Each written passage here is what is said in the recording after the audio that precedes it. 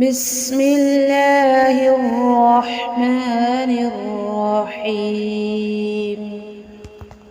فلما أن جاء البشير ألقاه على وجهه فارتد بصيرا قال ألم أقل لكم إني أعلم من الله ما لا تعلمون. جب خوشخبری دینے والے نے پہنچ کر ان کے منہ پر وہ کرتا ڈالا، اسی وقت وہ پھر سے بینا ہو گئے۔ کہا، کیا میں تم سے نہ کہا کرتا تھا کہ میں اللہ کی طرف سے وہ باتیں جانتا ہوں جو تم نہیں جانتے؟ قالوا يا أبانا استغفر لنا ذنوبنا إنا كنا خاطئين.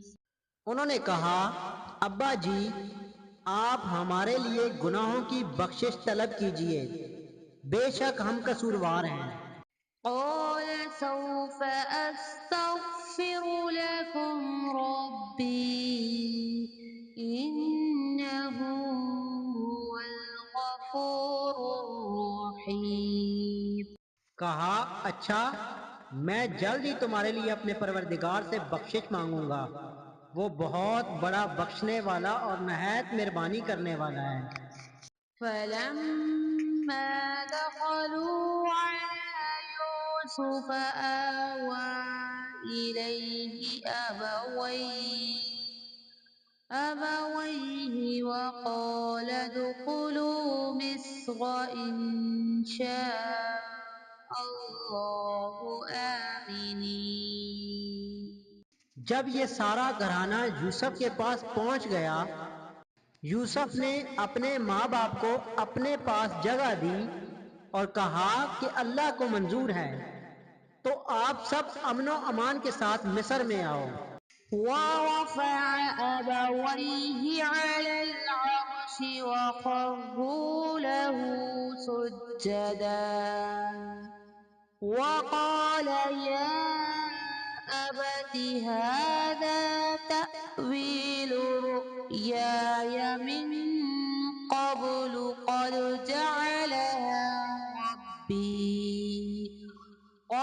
جعلها ربي حقا وقد أحسن بي إذ أخرجني من السجن وجاء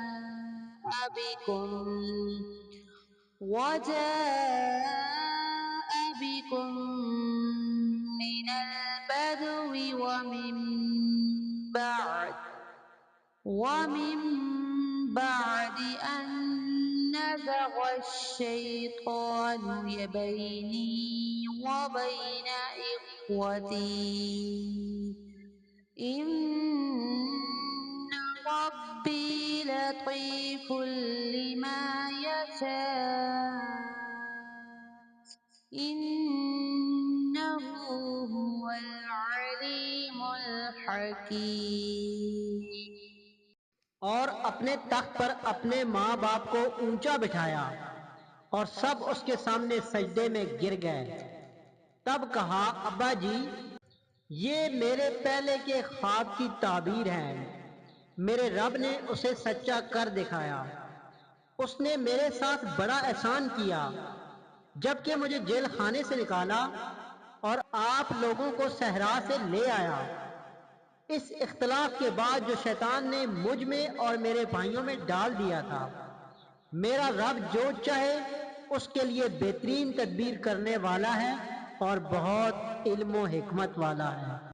صدق اللہ العظیم.